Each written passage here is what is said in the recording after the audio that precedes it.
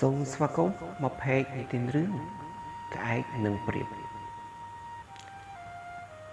កាលពីព្រេងនាយមានក្អែកមួយក្បាលរស់នៅលើដើមឈើធំជិតវាលស្រែវាមានរោមខ្មៅរលោងនិងឆ្លាតវៃប៉ុន្តែតែងតែមានអារម្មណ៍ថាខ្លួនមិនស្អាតដូច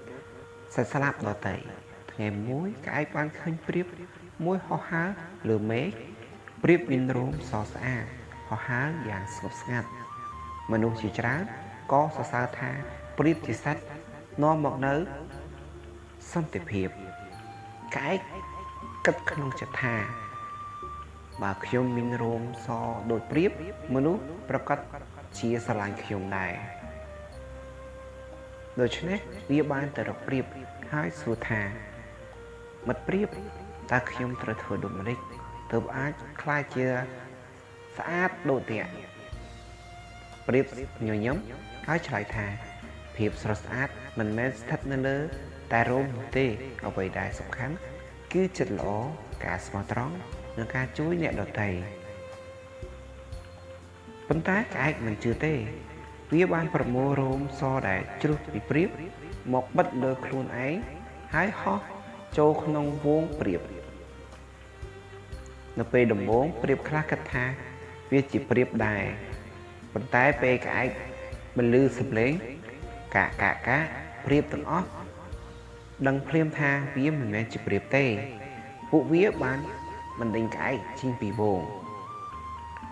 ក្រោយមកក្អែកក៏ហោះត្រឡប់ទៅរកវងក្អែកវិញប៉ុន្តែរោមសដែលបិទលើខ្លួនធ្វើឲ្យក្អែកដទៃមិនស្គាល់វាហើយក៏មិនទទួលយកវា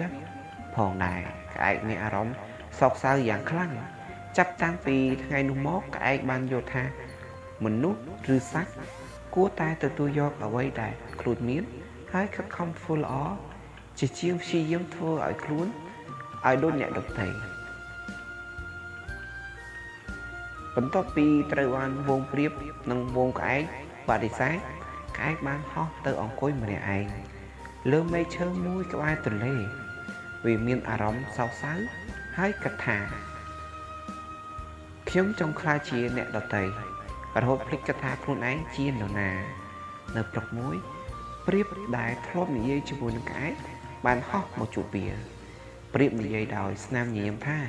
មិត្តក្អែកខ្ញុំមិនដែលស្អប់អ្នកទេខ្ញុំគ្រាន់តែចង់ឲ្យអ្នកដឹងថាមនុស្សគ្រប់រូបមានតម្លៃរៀងៗខ្លួនក្អែកឆ្លើយទាំងអៀនខ្មាស់ខ្ញុំដឹងកំហុសរបស់ខ្ញុំហើយខ្ញុំមិនគួរព្យាយាមខ្លែងខ្លួនជាអ្នកដទៃទេថ្ងៃមួយស្រាប់តែមានអ្នកប្រមាញ់ម្នាក់ដាក់សំណាញ់នៅចិត្តវាលស្រែវងព្រាបមិនបានប្រយ័ត្នក៏ហោះចូលរកគ្រាប់ស្រូវហើយជាប់សំណាញ់ទាំងអស់ព្រាបនំវងស្រែកហាវជួយផលក្អែកបានឮសំឡេងភ្លាមវាហោះទៅរកសត្វកណ្ដុរមិត្តរបស់វាហើយសុំឲ្យជួយខំផ្ដាច់ខ្សែសំណាញ់កណ្ដុរបានខំខ្សែសំណាញ់រហូតដល់តែដាច់ហើយព្រាបទាំងអស់ក៏រួចផុតពីគ្រោះថ្នាក់មេវងព្រាបបាននិយាយទៅកាន់ក្អែកថាថ្ងៃនេះអ្នកបានបង្ហាញថាតម្លៃពិតរបស់អ្នកមិនមែននៅលើពណ៌រោមទេប៉ុន្តែនៅលើចិត្តក្លាហាននិងការជួយអ្នកដទៃចាប់តាំងពីថ្ងៃនោះមកក្អែកនិងព្រាបបានក្លាយជាមិត្តល្អនឹងគ្នាពួកវារស់នៅដោយការគោរពនិងជួយគ្នាទៅវិញទៅមកក្រៅពីក្អែកនិងព្រាបក្លាយជាមិត្តល្អនឹងគ្នាពួកវាតែងតែរស់នៅដោយសន្តិភាពក្នុងព្រៃធំរៀងរាល់ព្រឹកព្រាបនិងវងក្អែកហោះទៅរកអាហារខណៈក្អែកតែងតែហោះសង្កេតមើលជុំវិញដើម្បីរកគ្រោះថ្នាក់ដែលអាចនឹងកើតមានថ្ងៃមួយក្អែកបានឃើញផ្សែងខ្មៅហុយឡើងពីជាព្រៃវាប្រញាប់ហោះទៅមើលក៏ឃើញភ្លើងកំពុងឆេះស្មៅស្ងួតហើយកំពុងរាដាល់ចូលក្នុងព្រៃក្អែកប្រញាប់ហោះត្រឡប់មកវិញហើយស្រែកថាព្រាបអើយភ្លើងកំពុងឆេះព្រៃយើងគួរត្រូវប្រញាប់ជូនដំណឹងដល់សត្វទាំងអស់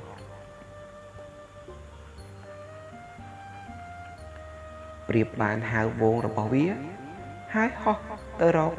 សត្វគ្រប់ប្រភេទឲ្យរត់ចេញពីតំបន់គ្រោះថ្នាក់សត្វផ្សាយក្តាំងកំប្រុកនិងសត្វជាច្រើនទៀត បានរួចផុតពីភ្លើងដោយសារជួយដំណឹងតាន់ពេលក្រោយមកមេឃក៏ចាប់ផ្ដើមភ្លៀងបានជួយពន្លត់ភ្លើងរហូតព្រៃត្រឡប់មកភាពស្ងប់ស្ងាត់ឡើងវិញសាច់ទាំងអស់បានអរគុណក្អែកនិងព្រាបមេក្រាញបាននិយាយថាបើគ្មានអ្នកទាំងពីរពួកយើងប្រហែលជាមិនអាចរួចផុតពីគ្រោះថ្នាក់នេះទេក្អែកញញឹមហើយនិយាយថាមិត្តល្អត្រូវចេះជួយគ្នាមានទុក្ខលំបាកចាប់ពីថ្ងៃនោះមកសត្វទាំងអស់នៅក្នុងព្រៃបានរស់នៅដោយសាមគ្គីភាពនិងជួយគ្នាទៅវិញទៅមក